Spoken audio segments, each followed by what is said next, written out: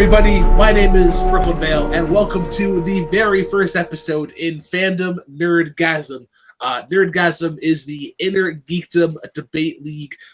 This had been a previous iteration run by one of our competitors today, but he has asked myself and the great Cody Newberry to take care of it, to love it, to hold it, to cherish it like it's one of our own. We're here, the first match in our 16-man tournament.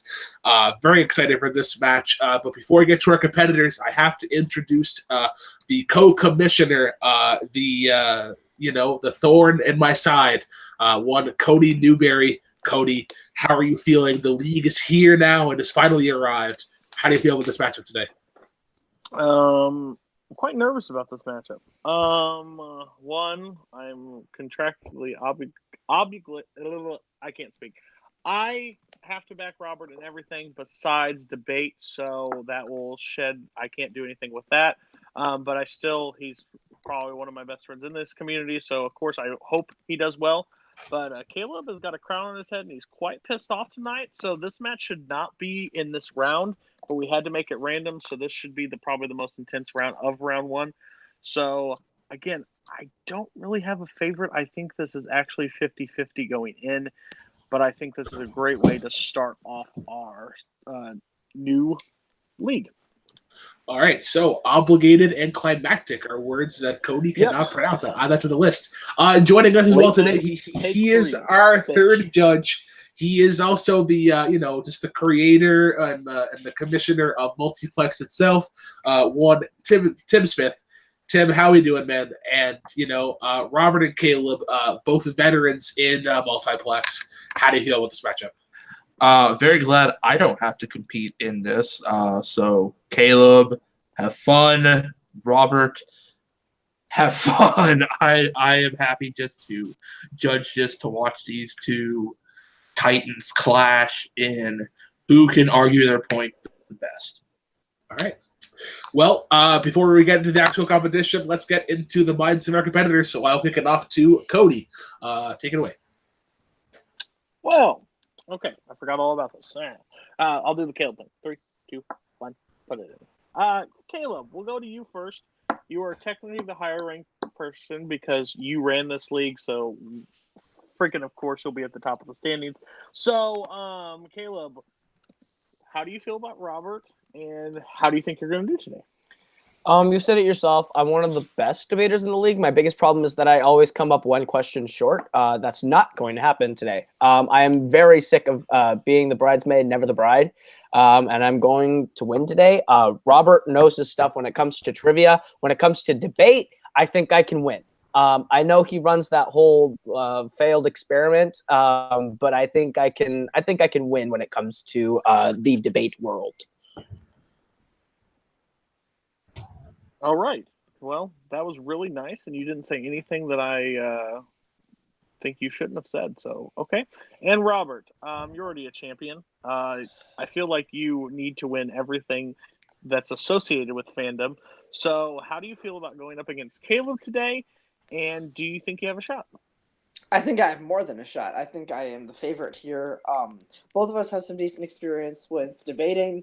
I just frankly think that I know fandom better. I have a better grasp of really what these questions are going to be asking about. So I think I have a very, very good shot, and I'm not really worried. But I respect Kaleb a lot. He's a great guy, and I'm really looking forward to facing him. All right. And Brooklyn, you can explain how Nerdgasm is going to work. And let's go. Alrighty, so the rules of Nerdgasm are as follows. Competitors were given a choice of 8 categories randomized throughout the fandom universe. They drafted categories. We gave them questions. They then drafted from the questions provided. So each question will begin with a 1-minute opening, followed by a 5-minute free form. This is where all the jabs come out, and then a up to 45-second closing argument. We ask our competitors to wrap up their arguments and present to the judges in a clear and concise manner. The rules are as follows: no filibustering, no touching of the hair or face, and the Jessica Morgan rule will apply that we will only say time once and only once. So let's get right into it. Question number 1. So the first category that was drafted was years. So we're able to take a grasp of either individual years, decades, just a more open topic. But the question that we gave them is as follows: what is the best fandom movie from the year 2005? Kaleb, Koho, since you are the higher ranked competitor, you will be going first in this question. You have 1 minute, and time begins whenever you start talking. The year 2005 is a pretty good year for fandom movies, but when you look at what is the best year to in the realm of fandom movies to come out, it is hands down Christopher Nolan's Batman Begins. Batman Begins launches one of the most iconic trilogies. It's the most iconic origin of Batman, and it does it in the way that it was always meant to be done. It creates a realistic atmospheric world. It brings Gotham to life. It really tells you who Bruce Wayne and Batman are and the duality of that character, and is really a character study about one of the most popular superheroes of all time, making it a more compelling and more interesting film than my opponents. Alrighty, ending 25 seconds early. This is what we call a patented late night with take 3 approach. We will see how this pays off. Mr. Robert Parker, you have 1 minute of opening. Your time begins whenever you start talking. All right, I do have things to say against Batman Begins, but I'm not going to say them yet. The best fandom movie of 2005 is hands down, without question, Harry Potter and the Goblet of Fire. This is the 4th film in the Harry Potter franchise, and it is the most recognizable. It is the most memorable. The visual effects, it looks like it was made yesterday. The franchise really matures at this stage. Really, the first 3 films are very much getting into the world and seeing the magic from the kids' eyes. This is the one that it starts teaching us true lessons and themes start holding. We see the theme that not all government officials have our best interests in mind. We have the theme to not necessarily trust all of the media that we consume. These are really adult themes, and this is really why Goblet of Fire is so good. The storytelling, the performances, the directing, the writing, it's all perfect. It's the most quotable fandom film of 2005. The performances from both our mainstay cast, the main trilogy, as well as even supporting characters like Brendan Gleeson, who's only there for a scene. We just see different characters through the story, and it really progresses everything perfectly. This is an iconic, perfect film. Excellent. I only had to say time once. That is great. All right, gentlemen. We have 5 minutes of freeform, and I remind our competitors again, no filibustering, and you will get a 1 minute warning when we get to that time. So let's get it on. All right, I want to start really quick. No, I'm starting. Okay. Batman Begins is a mess. Okay. Batman Begins is half of a... Okay. The problem with Batman Begins is it is nothing without its successor. Without the Dark Knight there, Batman Begins does not mean anything. It is not a well-woven story. It does not have a beginning, middle, and end. It is not a functional film. I'm sorry, are you describing Goblet of Fire? With the Goblet of Fire is perfect. There's the beginning. You have everything that happens. Okay, hold on. Let me stop right there. You said Goblet of Fire is memorable, mature, government media, all that, and the government media themes. There are 3 films in your franchise that take all of those and do it better. Deathly Hallows Part 2, more memorable. Prisoner of Azkaban, that's the first one to be really mature. And the government media, Order of the Phoenix does that better than your movie. No. The darker... Just you didn't pick the best movie in your franchise. Just because Prisoner... Yeah, because I picked the best movie of my year. Okay, no, you didn't. Prisoner of Azkaban is the first one with a darker palette tone. That doesn't mean it's the first one with more mature themes. That's absolutely incorrect. The problem with Batman Begins is it has a half-assed performance by Katie Holmes, and that is one of the most egregious performances in any comic book film ever. If you were going to pick a comic book movie, you should have picked... Hell, there are 2 DC movies from 2005 better than Batman Begins. Both Constantine and A History of Violence are far better. You are high. You are high, Robert. Here, you wanted to pick... Hold on. You wanted to pick Batman Begins. And you messed up. That's all there is to it. Here's the thing with Goblet of Fire. I realized that there was a better choice. The thing about Goblet of Fire... Okay, let's talk more about Goblet of Fire. I have! Here's the thing about Goblet of Fire. It is the Hunger Games with wizards. And while that's interesting in a book, it does not necessarily translate to film. That's not true. It totally is. That totally is. Well, the thing about Batman Begins... It totally is Batman... Stop. We will have decorum, or we will have nothing at all. Right now, you are both ruining your chances because Tim, Brooklyn, and I can't hear shit. Okay? All I can hear is Minnesota and Wisconsin yelling at each other. So how about we do this? Hold your hand up when you want to speak. You get 30-second chunks pretty much. Give yourselves a viewpoint so you can let somebody talk. Don't try to overshoot each other. Okay? Yeah. Thank you. All right. So Batman Begins is... Here's the visual effects of that movie look like it was made in 99, not 05. The performance by Katie Holmes, Linus Roach, Joshua Hardo, those are all really disappointing performances. We get to see Bruce's parents killed again. You said it's the most iconic form of the character. That's not true at all. Batman 89 is a far more iconic version of this character. This film is nothing without its successor. Its themes are not relevant to today's world, unlike the themes and performances of Goblet of Fire, which are spot on and can still be drawn from. Okay. I'm going to tell you why everything you said is that you just said was terribly wrong. The thing is, The Dark Knight has Joshua Hardo. You're not even thinking of the right movie because you're saying the wrong people. Katie Holmes might not be that great, but you also get Gary Oldman, Michael Caine, Christian Bale, Morgan Freeman, Liam Neeson, Ken Watanabe. All these people present iconic performances that are outstanding. The thing with Batman Begins is it is the first time that we see Batman portrayed comic accurately, correctly. It was only the second time we saw his parents die, and that doesn't matter because this one actually mattered. This one actually resonated with you. The thing about Goblet of Fire is that it's not even the best version of what you're trying to present from your franchise, and it doesn't tackle what Batman Begins does that year, which is bring superheroes to life in a way they've never been done before.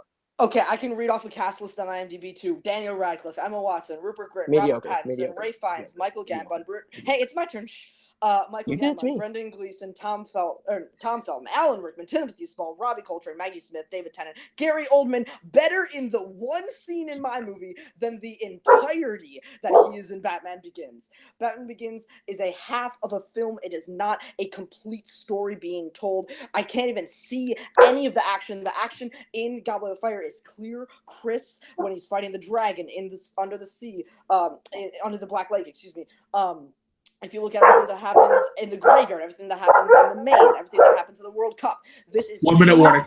Crisp action. Like Batman Begins, it looks like Christopher Nolan put a GoPro on David Goyer and made him run around after a sandwich. Okay.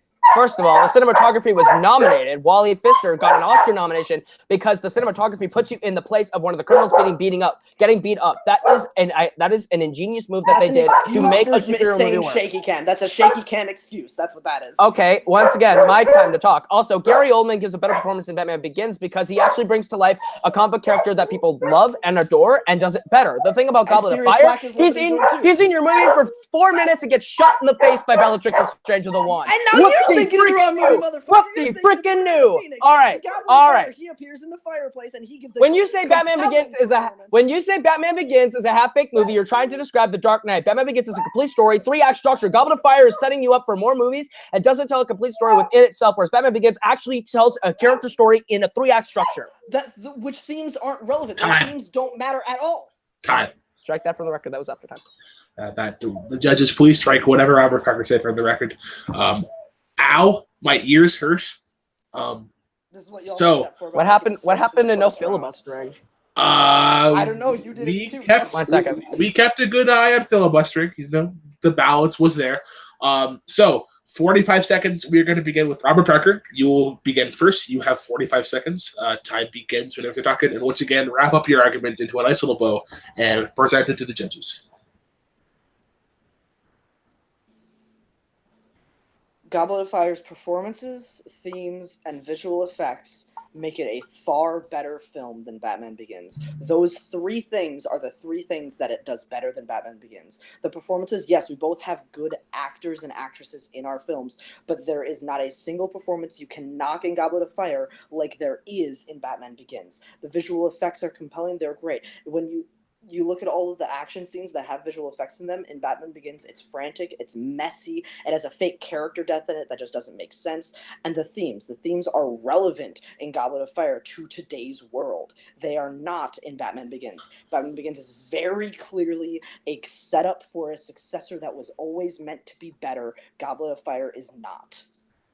Time. All right, Mr. Koho, you have 45 seconds. Time begins whenever you start talking. And once again, wrap your argument into a nice little bow and present it to the judges. All right, you want to talk about Batman Begins being an incomplete story for a successor? That is completely false. Goblet of Fire is that. You're describing your own film. Goblet of Fire is meant to only set up Voldemort's comeback and is not compelling. The visual effects, just because it's the first time in a movie where they aren't complete and utter horseshit, is not that great. Cool. It's the first time a dragon looks realistic. Nice. Batman Begins tells a complete story about a broken, damaged character and what happens to a man in a realistic city when he loses everything and wants to help other people in order to help himself. It is a gritty character study with great performances. Gary Oldman actually matters in my movie.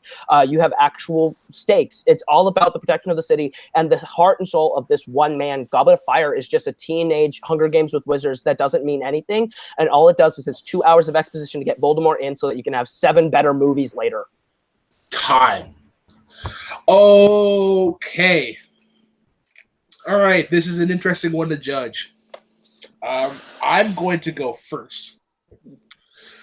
So what I generally got the consensus of is that in Caleb's defense, I think he got lost on the question where a lot of his defense was it's not even the best Harry Potter. And like once again, the question is what is the best fandom movie from 2005? In general, I was more sold on Robert's pitch of Goblet of Fire. I think he expressed more things. Like for me, like for Batman Begins, I didn't really even hear anything about like Scarecrow or like Ra's al Ghul, which are like key elements of the film. So I'm gonna give my point to Robert just because his argument was a little more well-rounded. But I am not alone here. There are 3 other judges. I'm actually gonna go to Tim Smith next. And Tim, based on arguments provided, who gets your point and why? I hate you right now.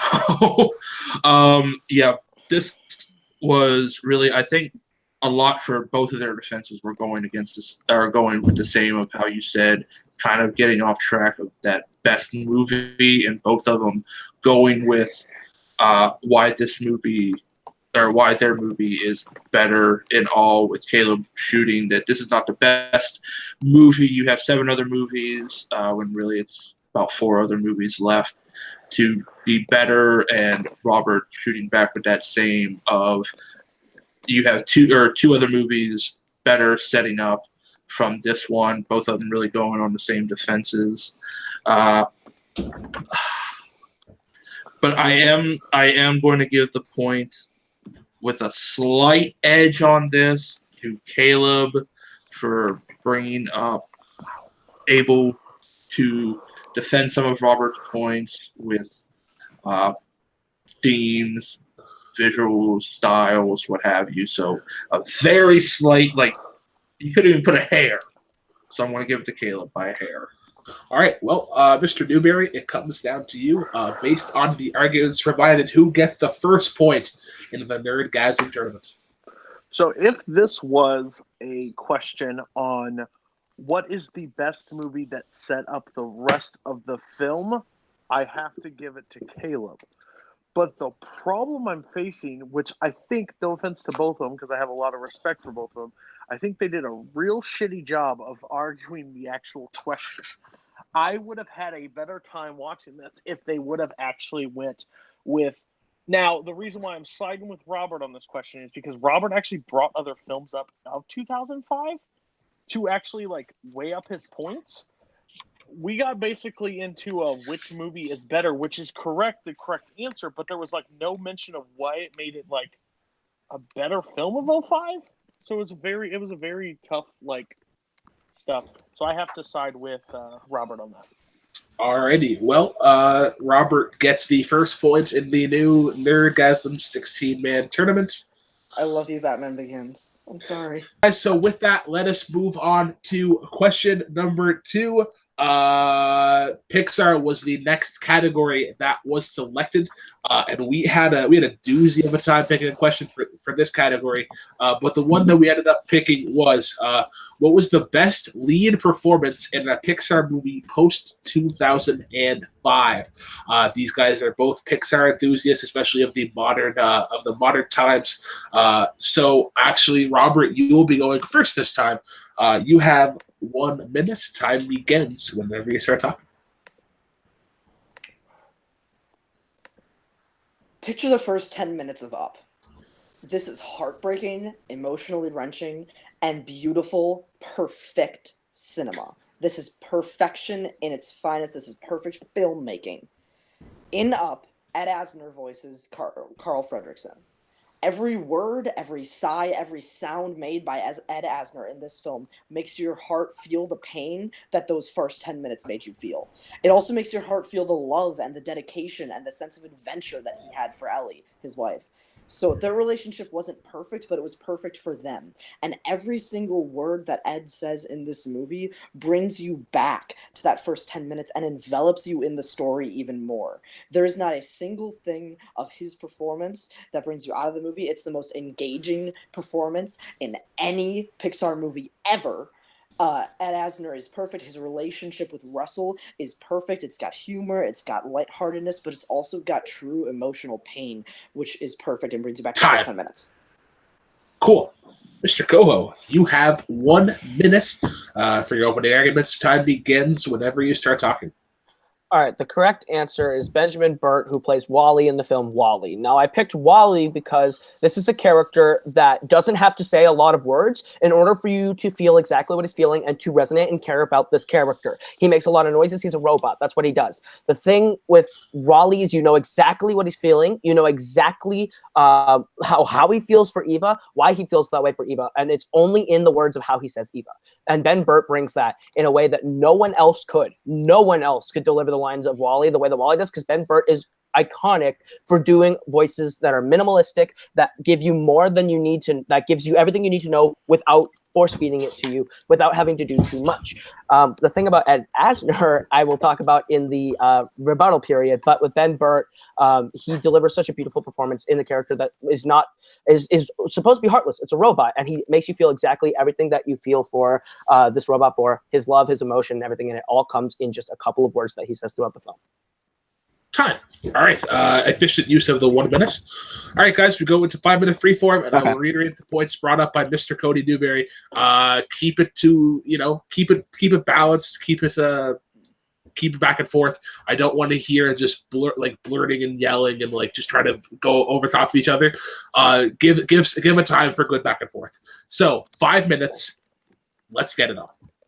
Okay, I'm gonna go ahead and start by saying that you said the first 10 minutes are great. You're correct. Ed Asner is not in the first 10 minutes. That is completely animated. There's no vocal performance, and the first 10 minutes is the best part of the movie. The rest of the movie is terrible, is atrocious, and his performance throughout it is just the typical grumpy old man that you see. Carl had to literally fridge Ellie in order for that character to have any importance to the story. That's not true at all. Also, I'm not talking about the quality of the film. I'm talking about the quality of the performance. I agree that after the first 10 minutes, the film is substandard, but the vocal performance brings you back to the perfection that is in the first 10 minutes. I'm not talking about his vocal performance at that beginning. I'm talking about his vocal performance that shines that first part through the rest of the film. If you want to talk about emotional connection to a character, the animators made you care about Wally and his love, not the vocal performance. You said anybody else could perform it. Bill Hader did BB-8 better than your voice actor did Wally. The lack of words detriment your character so much, and it could be so much more expressive, but your performance is nothing. It's the animators. Ed Asner spends the entire movie talking about a giant bird like any typical grumpy old 90-year-old man would. The thing about Ben Burt with Wally is that he actually delivers it better than Bill Hader. Bill Hader as BB-8 is nowhere near Wally. You're completely wrong. The thing about the animators, I would say, have more to do with your story, because the first 10 minutes is exactly all you're hammering on. The first 10 minutes is all you're saying is the most beautiful part, and that's all animation work, not Ed Asner's performance. Again, Ed Asner's performance throughout the film is a standard, subpar, grumpy old man. That it's all the writing and it's all the first 10 minutes, and we're just sitting here talking about 10 minutes throughout the film because of Ed Asner's performance. Ed Asner's performance doesn't do much. Well, Ben Burt makes you feel for the character in 4 lines of dialogue that Bill Hader couldn't do and no one else could do. Okay, this is not a he said, she said, it is, it isn't. That's not the argument I'm making. I'm not saying that the first 10 minutes are, this is my answer because the first 10 minutes of Up are great. That's not what I'm saying. Yes, that's exactly the words you just said.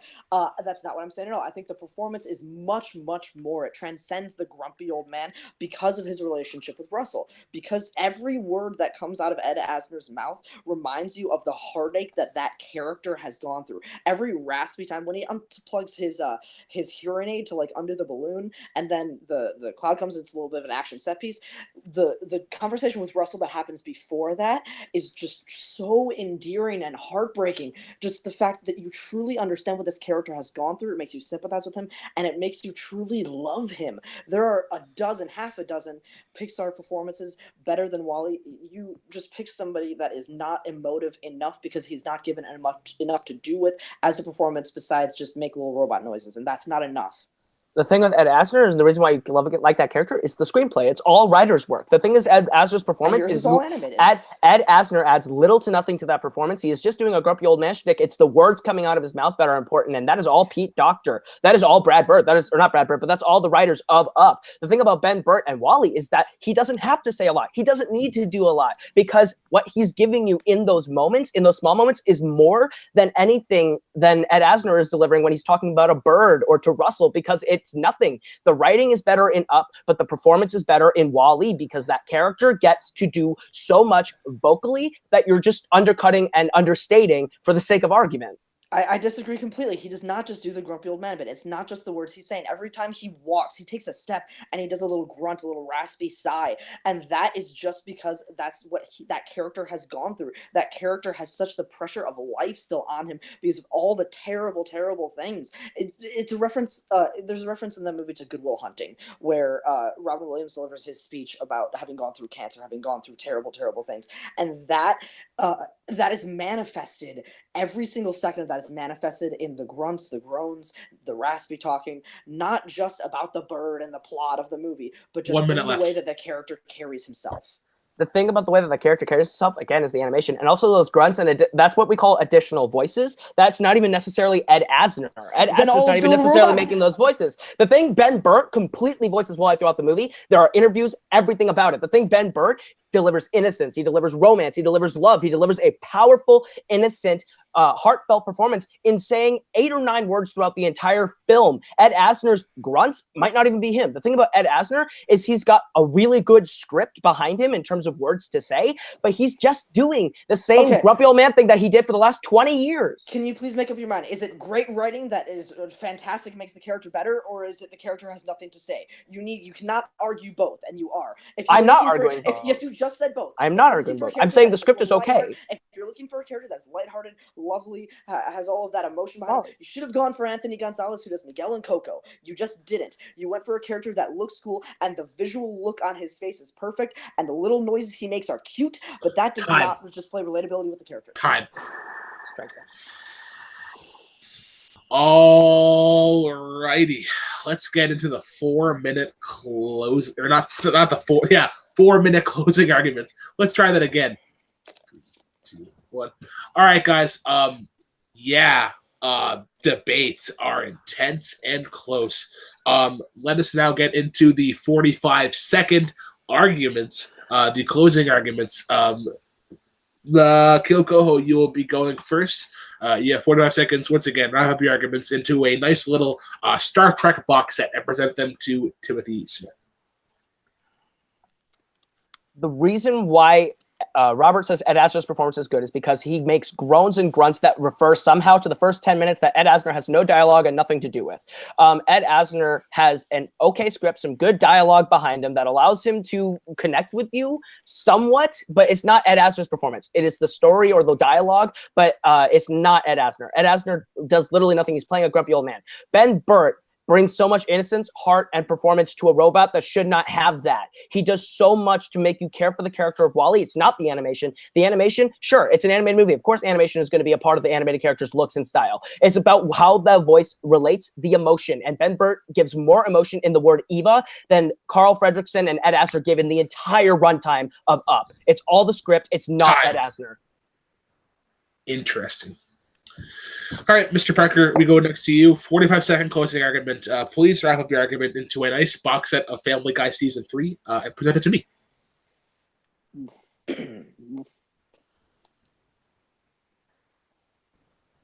Just because Ed Asner doesn't have dialogue in the first 10 minutes doesn't mean that he can't relate his performance to the emotion that happens in those scenes. When he is looking at Russell and talking to him with affection and endearment, like he is towards the end of the film, it's like he's talking to Ellie. And you see that through the words he said. It's not just grunts and groans. It's not just the script. You've said like 50 million things that all conflict with each other, and I don't know what you were going for this argument. I think you were going for the less is more, but that just doesn't make sense when you can have more to display more. More is also more. In this case, the performance of Ed Asner is more. It's perfect. It is endearing. It is lovely, and it makes you feel emotion. When you look at Wall-E, you don't feel emotion. You say, "Oh, that's a cute robot, and he loves that other robot." You don't. It doesn't pull your own heartstrings. Pixar pulls your heartstrings. It doesn't in Wall-E because of that performance. It does in Up because of mine. Time. All right. Oh man, this went back and forth for me personally, but I'm actually going to give it to Cody first because he was the tiebreaker in the last one. So Cody, based on the arguments provided, who gets your point and why? Okay. What I'm going to say here may sting for a second, but I take debate very serious, and I can't be bought or swayed on anything. And I'll tell you where you miss and where you hit. So this is my viewpoint. I don't get Kaleb's argument at all for me. I don't disagree, but I think there were glancing cheap blows that were tried to be thrown by like script and writing, but that's every movie everywhere. I also think Kaleb hurt himself at a key moment of this fight when he said that the grunts and stuff could not be Ed Asner, but you gave the opening to Robert, regardless what you think or what we've heard, that those gear sounds or those moments could not be Wall-E himself. So I have to give it to Robert by a clear edge. I don't think there was a lot of conflicting things that that Kaleb said, and I also think the Coco takedown was super strong. That was my opinion. I have to go with Robert on this one. All right, so I'm going to go to Tim next. Based on the arguments provided, who gets your point and why? Very back and forth with them both going on that performance with Wall-E as a character with not that many lines from the vocal performance to really bring that character to life, and Robert shooting with that can also be the animation, the story, and everything like that to help with that. With Robert's, it has more of a character, more of a vocal character behind it, but that alone doesn't always make it the best performance on that part. It was really hard back and forth, but Robert at the end bringing in that Coco remark, kind of slapping that back at Kaleb, kind of really edged it out at the end for me. So Robert would get the point right at the end there with that Coco backhand. Alrighty. So Robert does get the second point. I actually would have, not a word of lie, would have given my point to Kaleb.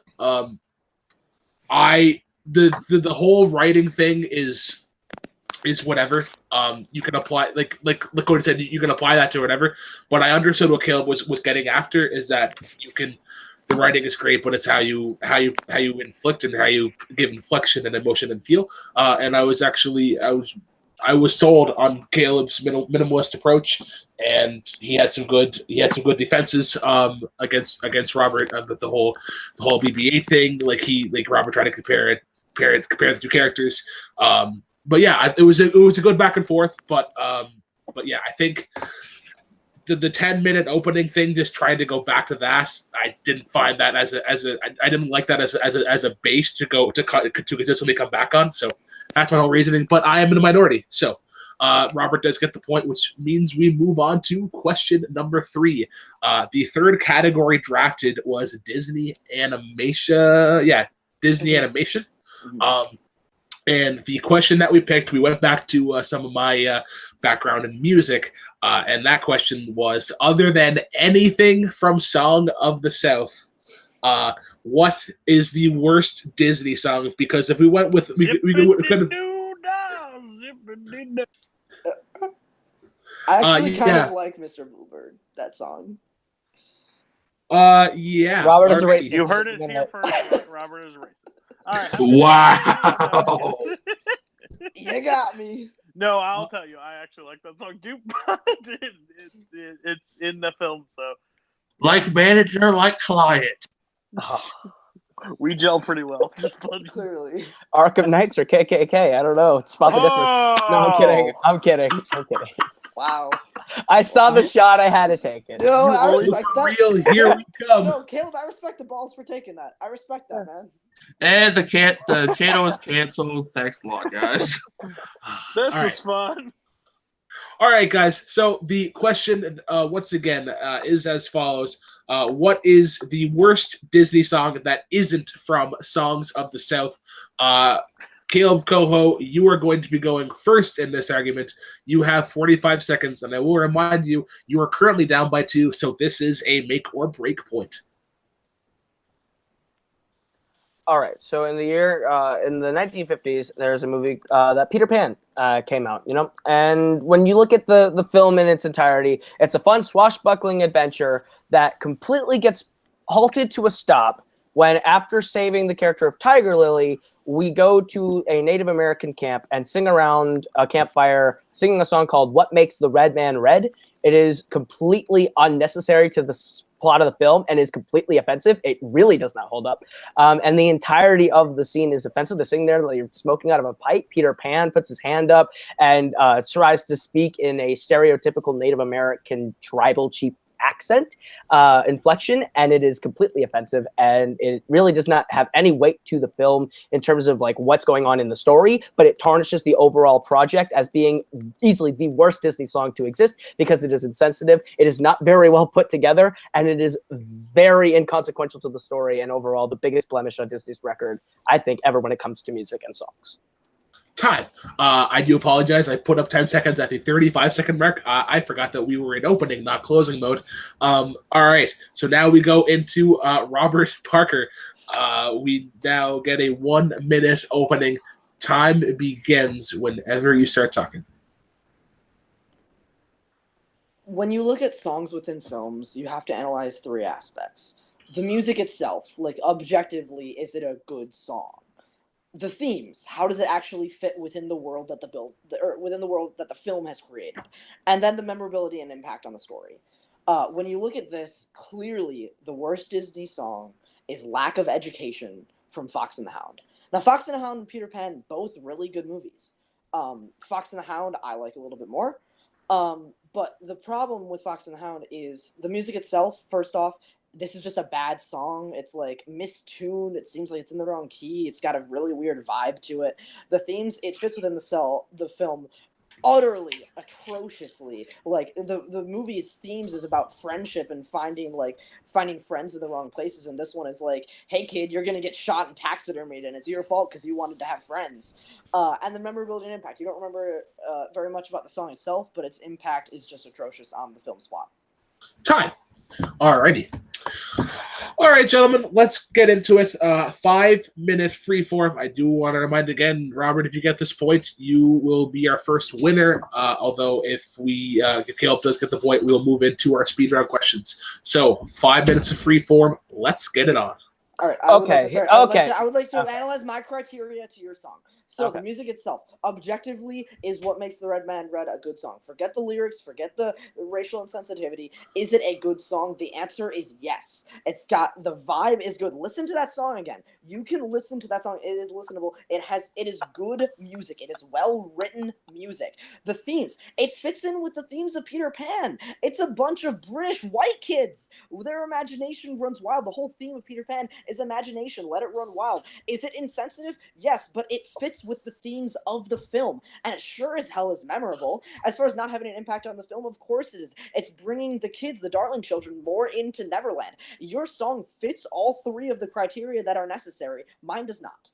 Okay, but here's the thing. Does it actually fit? Hell freaking no. There's no reason this scene needs to exist. There's no reason this song needs to exist. Just, it is insensitive. Insensitivity cannot be dropped or forgotten, Robert. It is not, like, since it's not nice. It's not a song that is okay to an entire race of people. You're alienating an entire race of people and saying because the main characters are white, that's okay. You're trying to excuse it, and it's a racist song. Here, wait, let me finish. Lack of education actually does fit tonally and thematically into your song because Big Mama is trying to warn Todd that he's hanging out at a place where he's going to die. That is a place where he can literally be in danger. Is the song itself particularly fun to listen to? Maybe not. But the thing is, it actually fits thematically into your story because it is a warning song. It is warning Todd that he could possibly die and the potential dangers that he's in by hanging out at a hunter's house when he is a fox. Okay, but here's the thing. It doesn't fit thematically because the theme of my film is friends can be found in unlikely places. This one it's not just warning Todd, it's berating him about how stupid he is. And He is stupid. I am not excusing racism or insensitivity at all. I am just saying thematically it fits with the themes of your film. That's not an excuse for the content. That is an excuse for the song having a place in the movie. And it's bonding time between the Lost Boys and the Darling Children. It's bonding time between the Darling Children and Peter Pan. It brings them into the world of Neverland. Is it an inexcusably racist song? Yes. Does it fit in that movie that Peter Pan creates? Yes, it does. Lack of education does not. Lack of education is all about making sure that Todd doesn't get shot by the hunter. It completely fits into the story. It makes sense. It is what all the parents are thinking throughout the film. Does it kind of contradict maybe what your theme is? I don't know, but all I know is that it does fit in the context of the story. With what makes the Red Man red, it is completely not a fit. The thing is you can say that they're bonding together. They're really not. Everyone is uncomfortable in the scene. Everyone is uncomfortable when the song is being sung. They're not bonding. They're sitting in the corner smoking a bowl and not knowing what the hell, and not knowing what's going on. They're not happy in the scene. You are trying to make a thin argument about thematics when it does not belong there. That song does not have any place in the film. That scene does not have any place in the film. It doesn't do anything. They are, after saving Tiger Lily, sitting around and making fun of an entire race of people, and it is completely inappropriate, and the content of the song is enough on its own to discredit thematics or whatever loose fan theories you have about the film, whereas lack of education actually does have some place in your story because it's making sure that Todd doesn't get shot in the face by a hunter. Okay, but then why didn't Todd get shot in the face by the hunter when he went back to Copper's house? If this song actually belonged in my movie, something would have come of it from the plot. If then he would have gone back and he actually would have been in danger, and they wouldn't have ended up as friends at the end of the film if this song actually mattered. It doesn't, and therefore all it does is serve to pad the runtime, and it's not even good music. The music itself of What Makes the Red Man Red is good. They're not uncomfortable in that scene. They're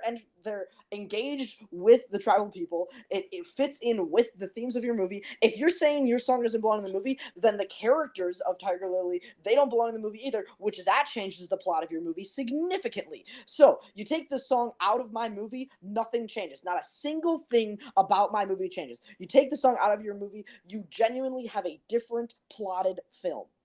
Okay, that is completely false. You cut the scene out of the movie, Tiger Lily is still saved, and we move on to the next scene, and they're sitting in the bunker wanting their mom. Nothing is missing from the actual runtime of the film. What happens with yours is that we miss the actual stakes of him hanging out with that friend. That friend could get him killed. Does it get him killed? Maybe not, but the stakes do not go away. The thing is, that is a legitimate credible threat that could potentially happen when you're playing it with fire in the wrong place. And the stakes are there whether the song is there or not. The stakes are whether the song is there or not. Yep, sorry.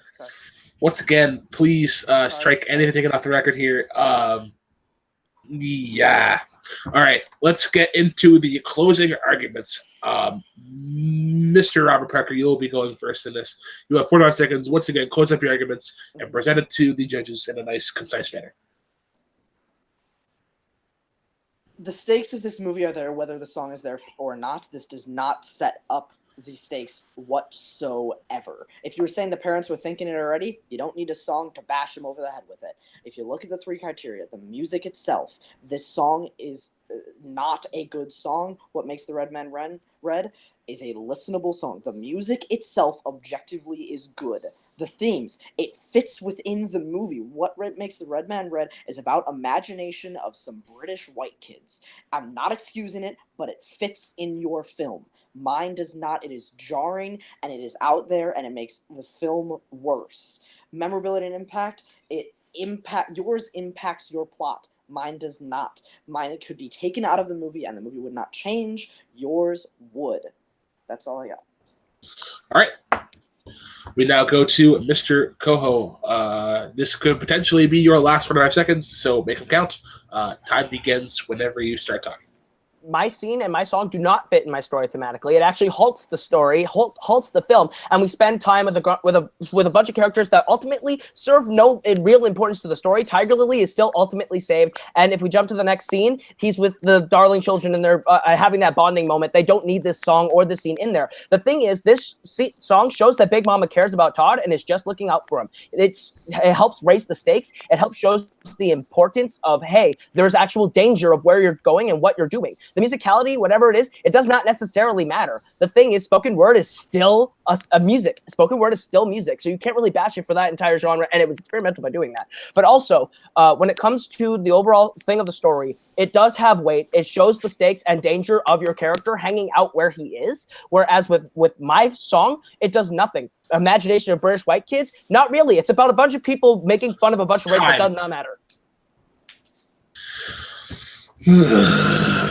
Man. Alrighty. This is gonna be interesting. I'm still sort of stuck as to who I'm gonna pick, so I'm gonna go to Tim first. Tim, based on the arguments provided, who gets your point and why? Oh, no, you're not the only one stuck. No, let's go to Tim first. Fucker. All right. With both of them really brought up, really came out swinging from the fences here, both coming out.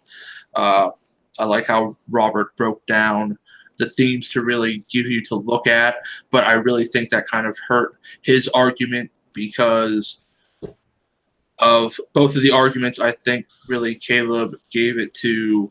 It really does give the importance and impact for the themes of Fox and the Hound with Robert's song.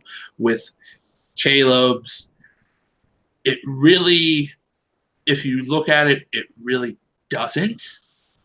You can really just not have that, and you still have Tiger Lily saved, and you can still just continue on and be just fine. So I would give my point to Kaleb on this one. Okay. I am going to go next, and I am actually as well going to give my point to Kaleb. I was told more on how Kaleb's song is essentially a detour, and like the racial aspects of it aside, I think that's not the main point to bring up here.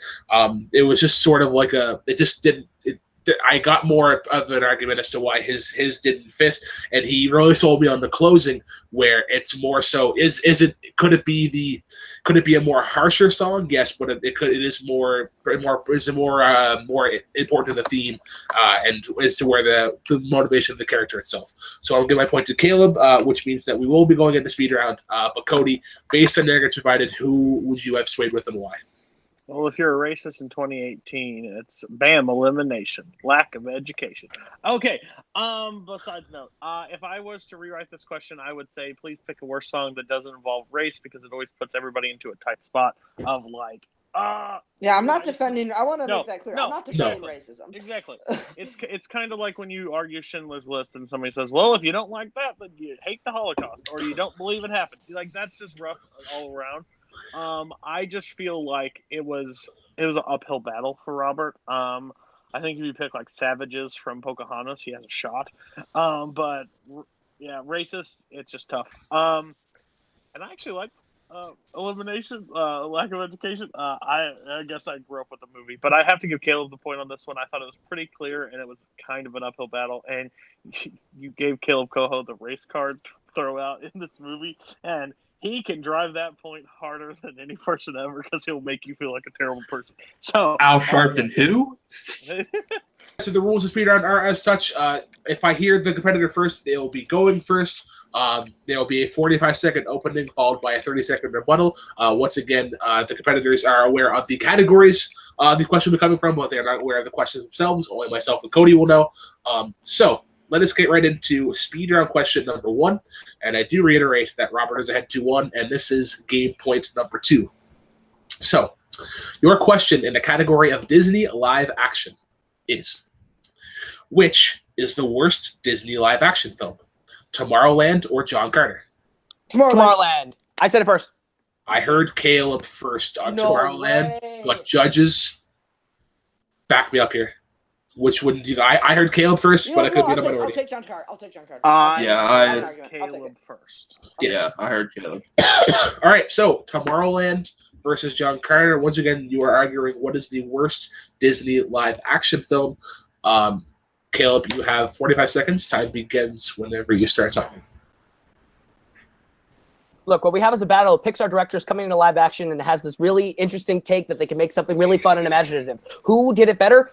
Andrew Stanton. Because the thing is, Brad Bird tried to adapt a theme park attraction into a film. Whenever we see that try to happen, it doesn't really work well. The only successful one, we've seen Haunted Mansion, terrible. The only really successful one we've kind of seen is Pirates of the Caribbean, and the entire film is about George Clooney as a failed, sad inventor, and we don't really know his relationship to this kid, and we don't really understand all this weird sci-fi stuff. Nothing really happens throughout the entire second act, and then there's an inexplicable rocket launch in the third act. This movie makes no sense. There's nothing important that happens in this movie. There's no real story. There's just some really cool visual things with a pin, whereas John Carter actually has a lot of fun story to go about a civil war on Mars with Taylor Kitsch. Time. All right.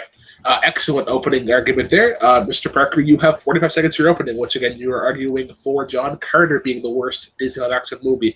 Time begins whenever you're talking.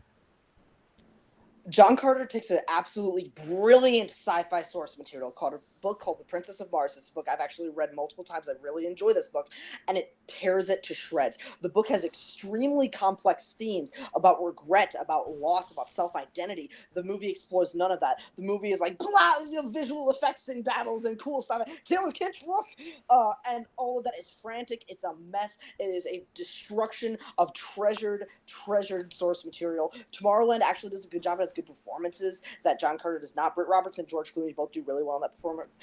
The ambition behind Tomorrowland is much more than the ambition behind John Carter. They were trying to reach the book, and it didn't hit it. Tomorrowland actually did a really good job of reaching its ambition, and the score for Tomorrowland is significantly better by Michael Jackson. Time. All right. We now go into the rebuttal round. 30 seconds. Caleb Koho. Time begins whenever you're talking. If we're arguing best score, sure, then I win with best score, but we're not arguing that. We're arguing about the worst movie. The thing is, George Clooney does not give a good performance. The thing with John Carter is it's actually kind of fun. It's a fun summer kind of blockbuster film. Willem Dafoe gives a good performance. Taylor Kitsch gives the best performance he's probably given of his career. John Carter is actually quite fun. Sure, it might be a little bit frantic, but it's actually viewable, and it's kind of fun, and I understand what's going on. Tomorrowland is a boring trash heap that is terribly put together. I have no idea what's going on. There's nothing cool about it. There's some cool visual pin stuff, but overall, it is a disappointing mess. John Carter's actually pretty fun. Time.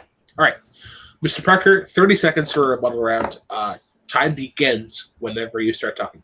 You say it's fun, I say it's not. He should say whatever. Tomorrowland does have some cool visual effects. You said it doesn't, and then you admitted that it does have cool effects.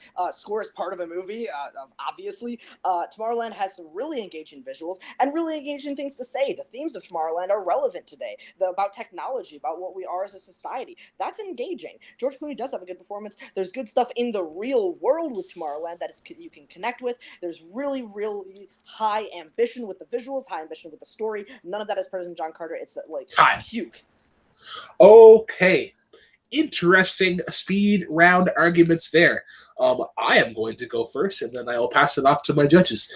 Robert it's probably the most effective use of a step back where he did where he mentioned the score thing in the opening arguments, and then Kaleb wasted almost 30% of his speed round time. He wasted about 9 seconds going back to the whole score aspect. So I'm actually going to give my point to Robert. He really got it for me in the closing round where his film was more approachable with modern society, and then in the first. In the opening round, how John Carter is just super complex. The adaptation, I think, aside, I thought it was a great presentation of an argument. But I'm not alone. We'll go to Mr. Newberry, based in Arguments Divided. Who gets your point? Why?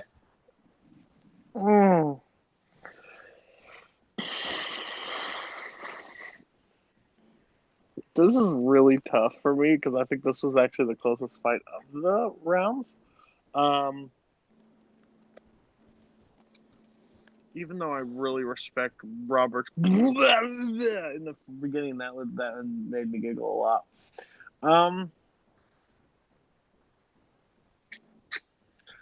I'm gonna go Kaleb, and it's by the slightest margin. I think he mentioned a lot. I think it was a lot of people. These two are really good fighters where they mention a lot of the same points. I think the score thing is really good, but I think Kaleb did a really good job counteracting what Robert said too. So by the slight margin, I'm going to have to go Kaleb. Okay. All right. So, Mr. Smith, it comes down to you. Do we go into our next question, or do we declare Robert a winner based on the arguments provided? All right.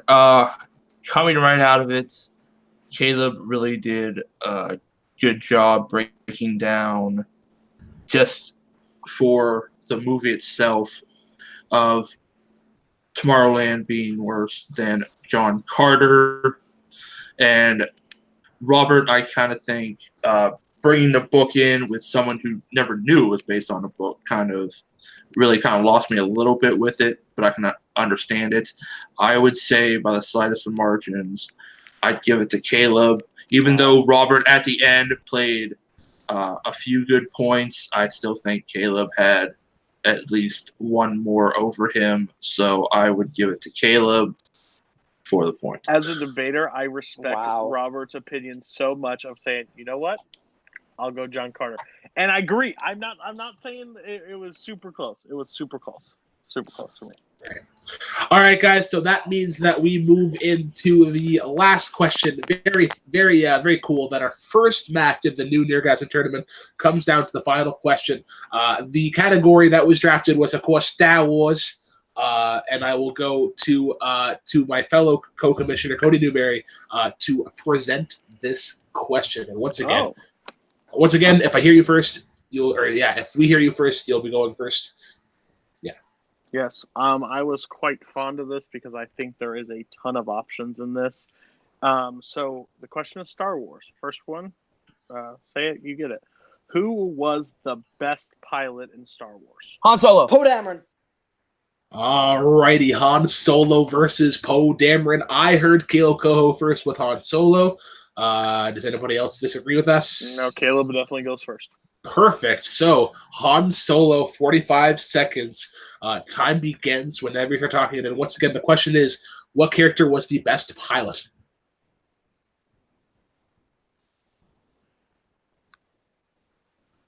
When you think pilots in the Star Wars universe, the first person you think is Han Solo because he is the best. He pilots the Millennium Falcon. He makes the Kessel Run in like the lightning speed, 13 parsecs. Actually, that's the joke. That is the joke. But anyway, as we get into the Star Wars films, we look at Solo. He saves an entire group. He makes an entire run of stolen goods to a planet without blowing it up in a high stakes, very delicate mission. He can handle a ship through turbulence, through trouble, through asteroid fields, through monsters. We've seen him do it in Empire, in Solo, in A New Hope. In A New Hope, he saves Luke Skywalker from dying on the Death Star run. Poe Dameron's just a hot-headed flyboy that almost kills everyone in the beginning of The Last Jedi and literally does nothing really flying.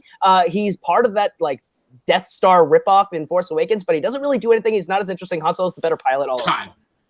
Robert Parker, 45 seconds. Opening argument. Let's go. We're not talking about who you think about first. Han Solo does all that stuff, but he always has help. He had about 8 people helping him in Solo, including a sexual robot.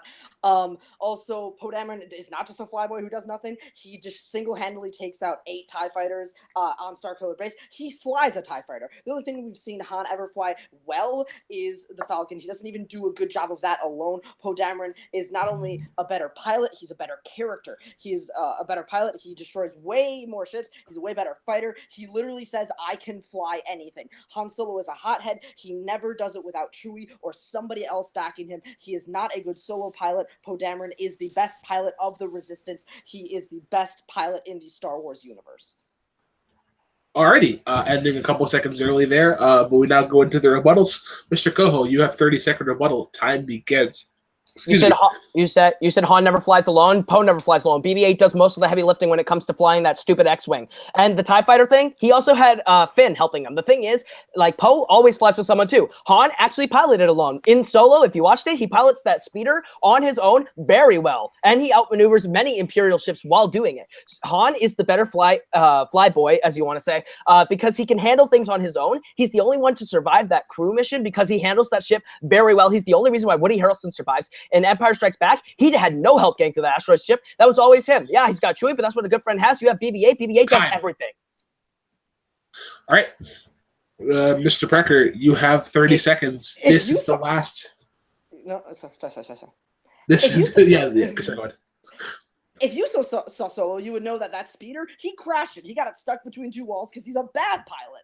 Poe, on the other hand, has never done that. When you're talking about how he had Finn's help, no, I'm talking about on Starkiller Base when he single-handedly destroyed half a dozen different TIE fighters by himself. He has BB-8. Okay, the Falcon has the soul of L3 in it. Okay, everybody's got droid helpers. Eurus has physical helpers. Poe Dameron flies on his own. He has made a name for himself. He was a ranked person in Last Jedi at the beginning. Han Solo was never ranked. He got a medal because he did some cool stuff. Time. Man, come on. Hashtag droid lives matter. All right, let's go to Tim first. Since he was a tiebreaker, we'll go first with him. Based on arguments provided, who gets your point and why? Don't we have the closing? I thought that was it. This is a speed round, bud. Oh, my bad there. Both of them really good picks to start off. I have my own thoughts on that myself, but keeping that out of it, both of them bringing up. I liked how Robert started off with, Han did all these great things, but he needed that co-pilot, that help, but also Kaleb shooting back. Poe also had Finn, BB-8, a couple cool moments of destroying all those ships on Starkiller Base, which kind of won it on the slimmest of margins for me. But if Kaleb was able to shoot back going, well, he did have his fighter squad with him to really help him, that could have evened it out, make this really hard. I give it by Robert by a slim margin. Alrighty, so Robert does get the first point here. Mr. Newberry, we will be going to you next. Based on the arguments provided, who gets your point and why? Okay. Well, I actually thought Tim was going in a different direction, so I didn't want to be the one to rule down on this, but I have to give it to Robert. And the hard part was it was super close, but Robert did something that changed Kaleb's strategy, which is normally Kaleb's approach. He had to defend a bunch of Han Solo stuff instead of attack Poe Dameron. He did attack the BB-8 things, but I think Robert just laid in constant blows, and I hate to do this, but Robert wins. Which means that your winner and advancing to the next round, and is the Hobbit Robert Parker. What a doozy of a match for our very first Nerdgasm game. much more back and forth than I anticipated. I thought this could have went one-sided either way, but it just depends on the debaters that we get that day with the outside influences and whatnot. But let's get into to some post-match interviews. And we are here with the winner, the 15th ranked competitor, tactically getting the upset, Robert Parker. Robert, how do you feel about your performance today? I feel like I did good. I feel like my prep helped me a lot in the main rounds. I was able to really formulate. I mean, as soon as in the chat, Kaleb said he was going to do what makes the red man red. I knew I was going to lose that one. Like that wasn't even close. But for the first two, I think I really structured my arguments in a really good way, and I think that helped me. Like I don't prep by like watching movies or looking up trivia or anything like that. I prep by how I'm going to structure my argument, and I think that helped a lot in the first two. I thought I killed it on that John Connor one, or John Connor. I'm stupid. John Carter. We're not talking Terminator. But also like it hurts that I also yelled Tomorrowland at the same time. Because those two speedruns were incredibly tight, and I think I'm proud of bringing up the solo poll that I did about him crashing the thing, and I think I did well. Caleb's a great guy. He's a great competitor. He's obviously the creator of Nerdgasm, so I mean it was very intimidating going up against him. He's a good friend. I have a lot of respect for him, and I'm sad to see it go out like this, but I wouldn't have it any other way, going down to the last 30 seconds or whatever it was. All right, so Robert, my next question for you is that your next opponent is either the Calm Cool Collective or Malcolm Blay, or the very loud, very blunt Dominic Rizzi. How do you feel about either of those opponents in this Nerdgasm format? I would feel really confident against both of them, actually. I've debated Malcolm before over Movie Battleground, and that didn't go too well for him. But also, he and I have a lot of the similar strengths in fandom, so I think that could be a good debate. And Dom is loud and boisterous, but I also feel like he repeats himself a lot. And as a debater, I don't think he's very good at structuring arguments. I don't think he's good at arguing things that he doesn't believe. There were twice or three times today when I argued something I disagreed with. But I don't think he's good at that. I think he gives up. I think people get in his head. His statements I would make could get in his head. So I'm confident against both of those people. I think I can move on pretty easily. All right. Well, congratulations, and we will see you in the next round. It is now, unfortunately, I got to go to Kaleb Koho. Kaleb, you created this league. You were ranked the number 2 seed just based on the wheel. You drew Robert Parker, who is technically 15th seed, but nowhere near. That number means absolutely nothing. How do you feel about your performance today in the close game? The fact that I kept it close under the circumstances that I was playing, I'm proud of myself for. A few behind-the-scenes things. One, didn't know this was today. 2, did not prep. 3, I have a lot of personal stuff going on in my life right now that hindered me from really caring about playing this. But I knew that I was playing Robert, so I wanted to give him as much of a fight as I can because Robert is great.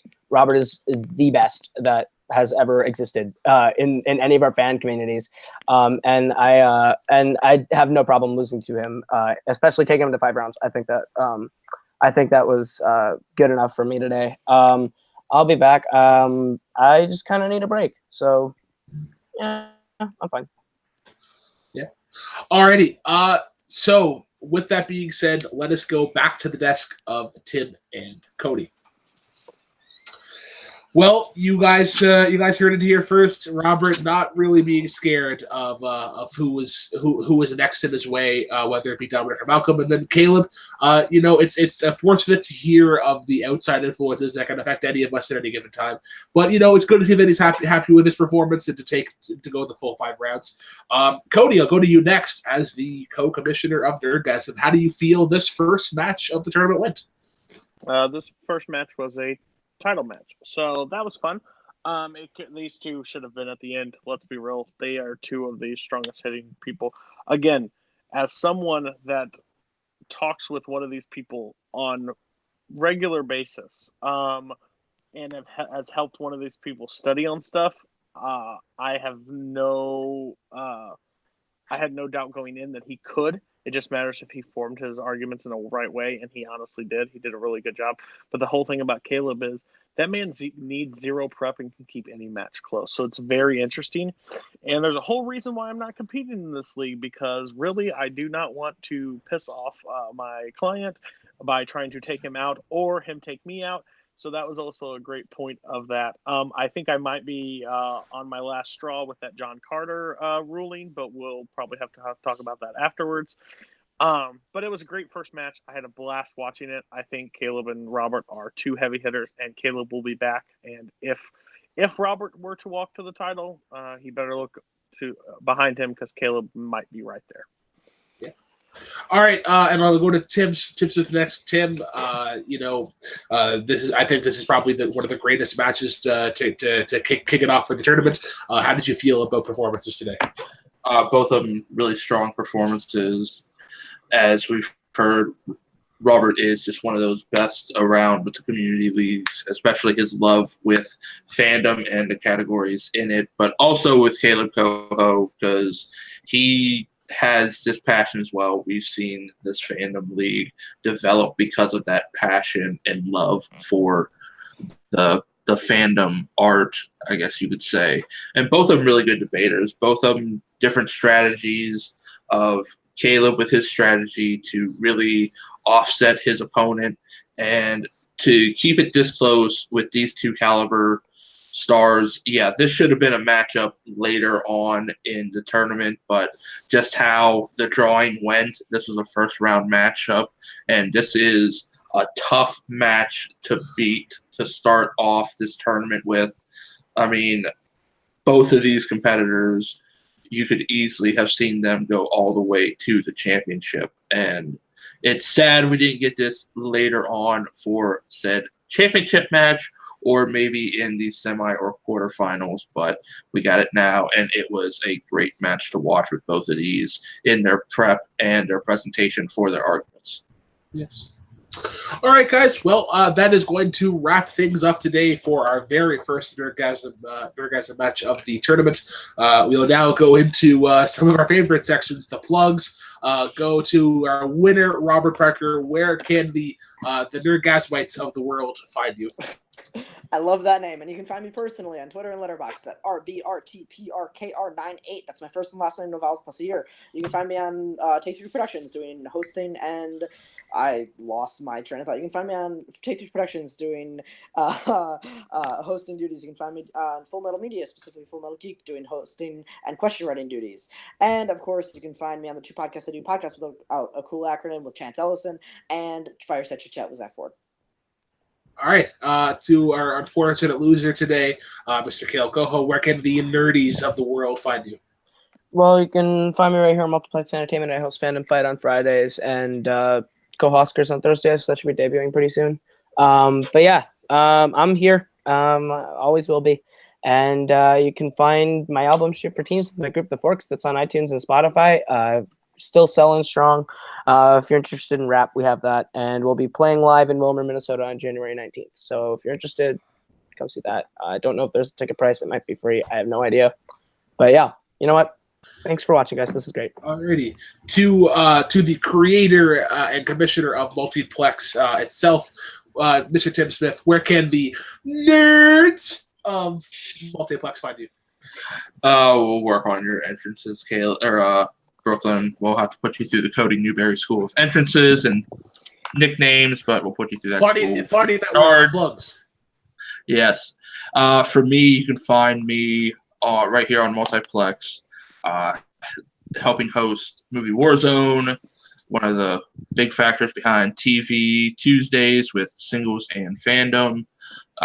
Thursdays, as Kaleb said, you can see the co-Oscars with him and Jake premiering soon. You can also see Nico and Zadius on Crisis on Multiplex. Shows ought to be wrapping up soon for a break. Friday, Phantom Fights, and of course, once this premieres, Saturdays with Nerdgasm, and wrap it all up in a little bow with Nico's self-promotion and Around the League. Alrighty, and to my co-commissioner, the thorn in my side, Cody Newberry, where can the squares of the world find us? God, you are seriously terrible. But you can find me over at Take 3 Productions. I'm on 3 shows over there. I do watch-alongs that will be returning probably after January or at the end of January with me and Robert Parker. You can find me on Thursdays at Late Night with Take 3, also known as Brooklyn's Wrong, for 2 hours. You can find me on Sundays as the Grumpy Old Man in the Corner telling everybody they're wrong on Rankum. You can find me over at Full Metal Trivia where I help put together Full Metal Geek. We're wrapping up the title at the Snowball. You can find me over here at Nerdgasm, helping Brooklyn run this, and Gosh, help him with his insurances. And you can find me here also in Multiplex, backing my client, Robert the Hobbit Parker, as the soon-to-be Teams Fandoms Champions and the Singles Champ. So, yep, you can find me here. Right. And last but definitely not least, I'm Black Eyed and Brooklyn Vale. You can find me right here on Multiplex running Nerdgasm alongside Cody Newberry. Be sure to check out the plethora of matches that we will be dropping in the upcoming weeks. You can also find me on Instagram and Twitter at TheRealBK10, the number, not the word. And you can find me on Take 3 Productions running not 1 but 2 shows, Jukebox Trivia, a music trivia debate and countdown show. Be sure to check out the content that will be released in the upcoming year. We'll be going back to some trivia, doing some more playlists, maybe even doing some interviews to do some more music backgrounds. And on Thursdays, as Cody mentioned, Late Night with Take 3, otherwise known as CodyBlowsHourly.org, where we do a various topical pop culture podcast. We do have various Schmodown guests on there. We're going to try and get some more for the upcoming year. And yeah, for Cody, for Kaleb, for Robert, for Tim, for myself, hashtag what should hashtag what about brother Tim, Cody? Where was he in your plug? He's on Kool-Aid right now. It's already been discussed. So, once again, for Cody, for Kaleb, for Robert, for Tim, I am the Black Eyed and Brooklyn Vale. Be sure to like, comment, subscribe on Multiplex. If you think that you can take on Robert Parker and Nerdgasm debates, you got to wait quite a bit. This tournament does take the precedence. So, once again, guys, cheers.